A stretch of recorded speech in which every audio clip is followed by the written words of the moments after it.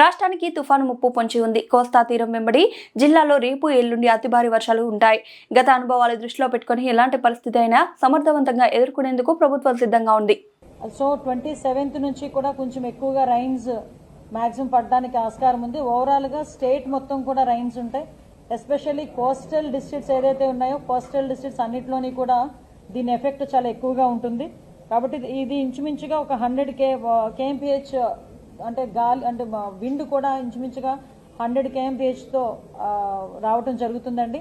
కాబట్టి దీన్ని కొంచెం తీవ్రంగానే పరిగణించి దీన్ని కొంచెం సీరియస్ గానే తీసుకొని స్టేట్ గవర్నమెంట్ ఆల్ హెచ్ఓడిస్ కి కూడా ఇన్స్ట్రక్షన్స్ కూడా ఇవ్వడం జరిగింది.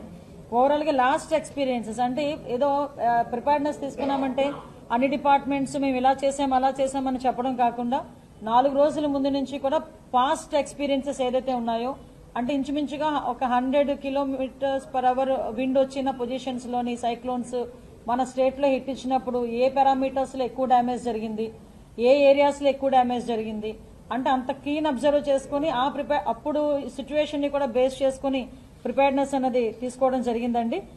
అంటే ఓవరాల్ గా చూసుకుంటే లాస్ట్ మనకి హుద్ టైంలో 185 kmph నుంచి 200 kmph వరకు మనకి విండ్ పొజిషన్ ఉండేది. ఈ రోజు మనం చూసుకుంటే 100 kmph వరకు ఉంది. లాస్ట్ 2023లో జరిగిన ఒక సైక్లోన్ ఒకటి ఉంది. దాంట్లో మాత్రమే మనకి ఇంచుమించుగా 120-100 kmph తో విండ్ మనకు వచ్చింది. సో ఇప్పుడు అవన్నీ కూడా బ్యారేజ్ వేసుకొని వాటన్నిటినీ కూడా ఒక కేస్ స్టడీస్ కింద తీసుకొని ఫర్దర్ గా ఎటువంటి ఇబ్బందులు రాకుండా చూసుకునే బాధ్యత గవర్నమెంట్ స్టేట్ గవర్నమెంట్ చాలా సీరియస్ గా తీసుకున్నారు.